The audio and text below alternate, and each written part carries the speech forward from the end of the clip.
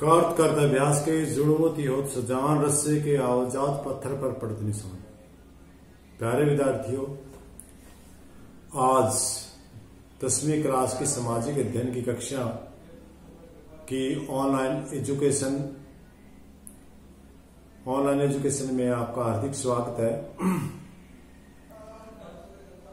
जैसा मैंने बताया कि कर्त करते अभ्यास के जुड़मुती होत सुजान रस्सी के आवजात पत्थर पर पड़ते निशान। प्यारे विद्यार्थियों, अभ्यास करने से हर काम सरल हो जाता है। थोड़ा थोड़ा करके आपका बहुत सारा हो जाएगा। यदि आप मेहनत करेंगे तो बहुत कुछ हो जाए। जैसे एक उदाहरण के द्वारा बताया कि रस्सी के आने जाने से पत्थर पर भी निशान पड़ जाता है, जबकि पत्थर बड़ा कठोर होता है और रस्सी है वो बड़ी नरम होती है, लेकिन बार बार होने से। उसी प्रकार चाहे आदमी कितना जड़ बुद्धि हो, लेकिन यदि वो प्रयास करे तो वो कामयाब हो ही जाता है। तो बच्चों, मैंने पहले भी आपको बताया था कि आप नियमित रूप से काम करते रहें, तो आप रूटीन में काम करेंगे तो आपको कोई दिक्कत नहीं आएगी। तो मैंने 2 दिन आपको पहले बीच में स्पेशल क्लास लगा करके मानचित्र का काम करवाया था। आज फिर हम वहीं जहां पर हमने सिलेबस छोड़ा था वहीं चलते हैं। चैप्टर चल रहा था हमारा भौमिक विषयों का बनना।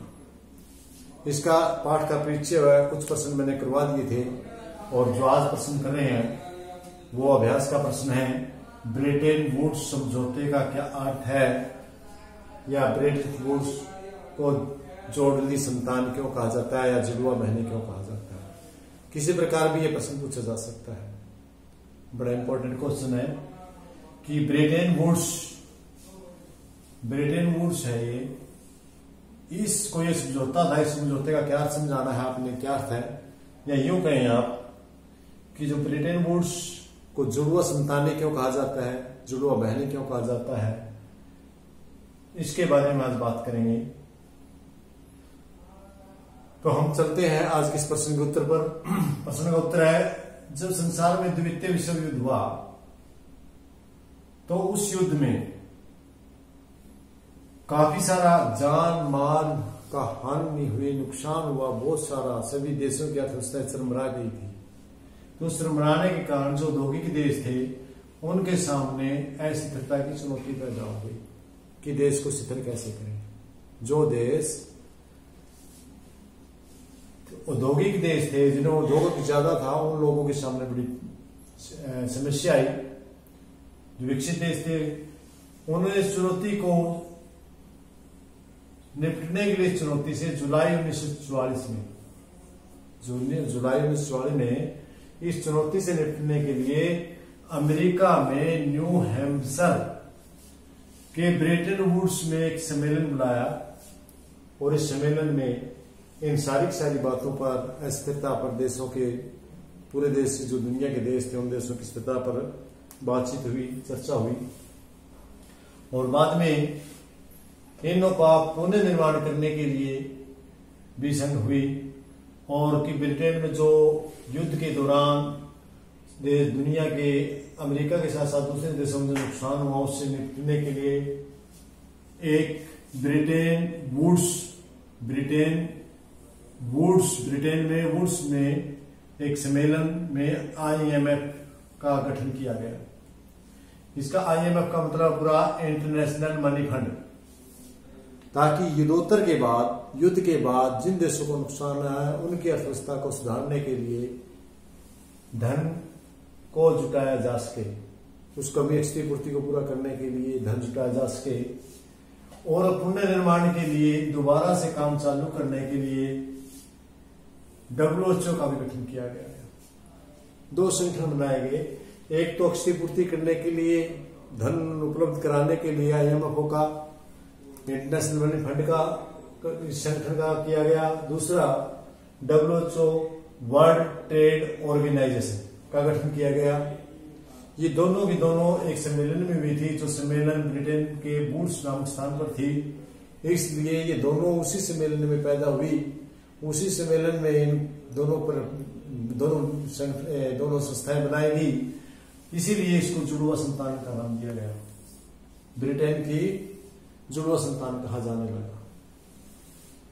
तो मेरे ख्याल में आपको बड़े आसानी समझ में आ गया होगा यो कि युद्ध में हुए जान माल की जो हानि हुई, नुकसान हुई, विश्व माल की हानि को पूरा करने के लिए वह फिर से दोबारा उभर करके औद्योगिक देशों ने अपनी अर्थव्यवस्था की स्थिरता के लिए, जिससे हमें धन उपलब्ध हो सके, पुनर्संगठन के लिए, पुनर्निर्माण के लिए WHO का निर्माण किया।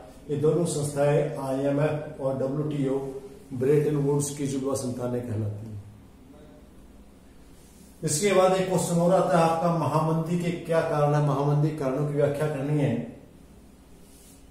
जो दूसरा विश्व युद्ध 1929 से 1933 तक युद्ध के दौरान बड़ा दुनिया के देशों को नुकसान हुआ, जान माल का नुकसान हुआ। उसके नुकसान होने के कारण देशों में हर प्रकार की गिरावट आ गई।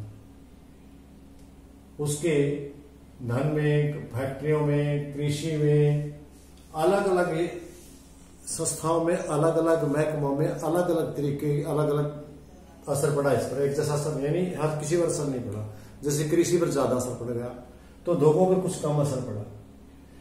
कृषि पर ज्यादा असर पड़ा, उद्योगों पर कम असर पड़ा। इसका भी रीजन था क्योंकि जो कृषि थी वो सीधी ग्रामीण लोगों से जुड़ी हुई थी, गरीब लोगों से जुड़ी हुई थी, और ज्यादा नुकसान खेतीबाड़ी का युद्ध के दौरान हुआ, और जो खेतों की फसल थी वो ज्यादा हुई, वो संभाल नहीं पाई। तो इसकी जो महामंदी थी उसके दो कारण हुए। नंबर एक इसके कारण थे कृषि के क्षेत्र में अति उत्पादन।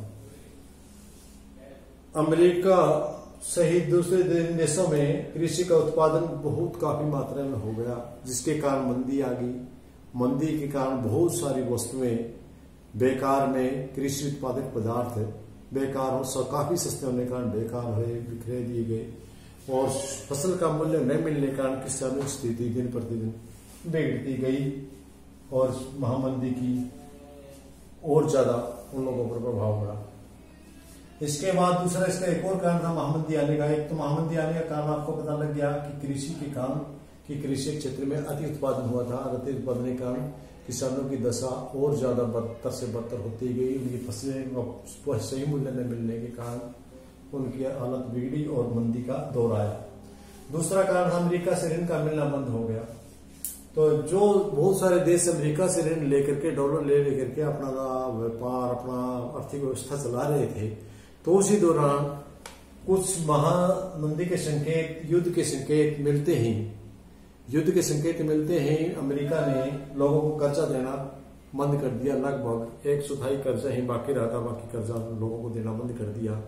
और कर्जा न देने के कारण दूसरे देश से लोगों जो निवेश में कार्य लगाया था, कृषि में कार्य लगाया था, या अपने औद्योगिक देशों में जो पैसे लगाए थे वो रुक गए, और उससे रुकने के कारण उनका उत्पादन रुक गया, और फिर वो मंदी की ओर अग्रसर हो गया। मंदी वो महामंदी को जन्म देगी। इस प्रकार ज्यादातर ये दो ही कारण रहे दुनिया में महामंदी लेके आने के।